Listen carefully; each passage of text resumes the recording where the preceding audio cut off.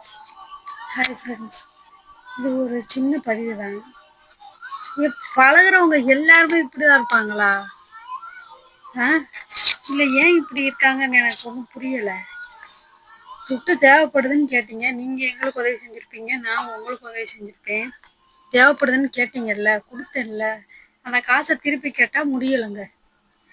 எங்க ஒரு 20,000 8 வருஷம் பார்த்துக்கோங்க. 8 வருஷமா நான் இந்த கேனச்சி மாதிரி இருந்திருக்கேன். நான் கேட்கேன், கொடுக்க மாட்டேங்காங்க. சரி, எங்கள் அம்மா பெட்டில் இருக்கு, பார்க்க முடியலை, ஒரு கஷ்டத்துக்கு உங்களுக்கு கொடுத்துருக்கேன், நீங்கள் கொடுக்கணும்ல. அப்படி கேட்டால் கூட கொடுக்க மாட்டேங்காங்கங்க. சொந்தக்காரங்களா இருந்தாலும் சரி, யாராக இருந்தாலும் சரி, காசு இருந்தால் தான் பழகுறாங்க. காசு இல்லைன்னா பழகவே மாட்டாங்க. அதனால யாரையுமே நம்பாதீங்க. உங்கள் கையில் 10 காசு இருந்தால் தான் உங்களுக்கு. எவனையும் நம்பாதீங்க, எவனையும் நம்பாதீங்க. பாசம்னு பழகுறாங்களா? வீட்டில் என்ன இருக்கு, சோறு இருக்கா, போட்டு அனுப்பிடுங்க. ஆமாம், அதோட நிப்பாட்டிக்கோங்க. இந்த மாதிரிலாம் இடிச்சு வைமனி இருக்காதீங்க.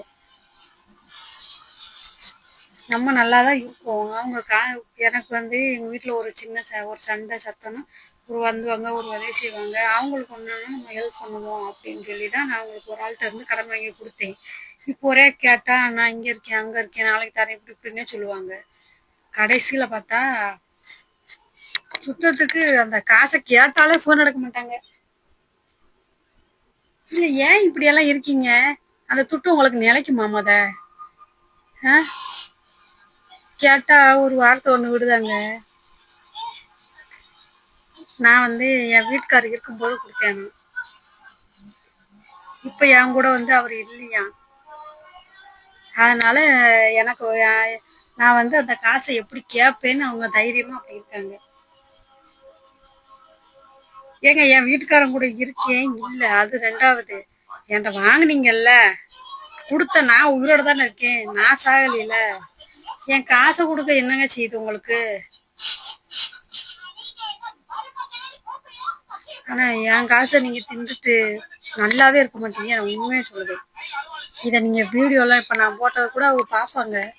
எனக்கு ஒரு பிரச்சனையும் கிடையாது. ஏன் துட்ட தின்றவங்க தானே. அப்ப நீங்க என்கிட்ட திருப்பி கொடுத்துருங்க, நான் உங்களை பத்தி போட மாட்டேன். சொல்லுங்க, இந்த மாதிரி செல்லுல போட்டிருக்கா பைத்தியம் அப்படின்லாம் சொல்லுவீங்க. எனக்கு அதை பத்திலாம் பிரச்சனை இல்லை. எனக்கா யாரும் கேட்டு வர மாட்டாங்கன்னு நினைக்கீங்களே. அன்னைக்கு உங்களுக்காக யாரும் கேட்டு வந்தாங்களா? நீங்க காசு கேட்ட உடனே கொடுத்தில்ல, நம்மளுக்கு உதவி செஞ்சாங்க, நம்ம செய்யணும்னு அந்த நன்றியோட செஞ்சேன். நான் சோறு திங்க, நீங்க எதை திங்கீங்கன்னு பார்த்துக்கோங்க, சரியா?